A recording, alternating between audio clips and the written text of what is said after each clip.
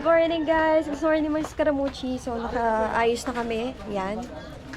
First stop, Mualboal. Sardines Run. Ito na lang kasi hindi namin nagagawa sa kanyang Kawasan Falls. So ayun sa Scaramucci. Aga namin pumunta dito mga past 4. Sindo na kami ni Kuya.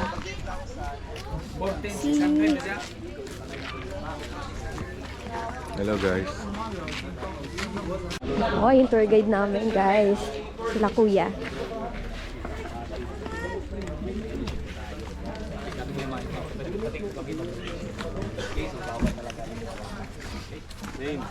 Dane. Ito ang dali, makinig niya. Sindo po mo, anak. Totoo na to. Yung sardines area is nandyan sa may mga tao. Doon? Public. Ay, yun ay. Malalim na kasi dyan eh. Ito? Lalim na agad yan. Ayos ah.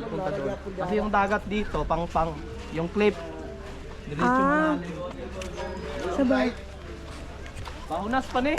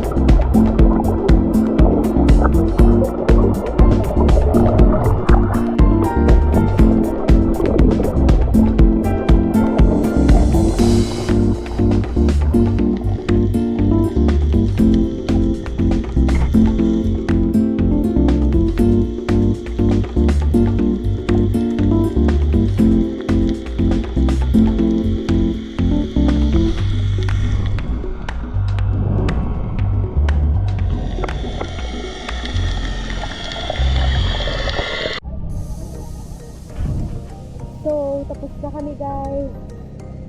Nag-sardine search na kami. Tulog kami sa ilalim para maganda yung kuha. Saka nagtingin kami ng turtle. Low tide kasi, kaya mga 2-3 lang yung nakita ko. Pero ang laki nung isa. Sabi ng tulog. Sorry. So, ang ganda ng panahon ngayon guys. Di masyadong maraming tao kasi yung aga namin eh, oh. Ayun sa Scaramucci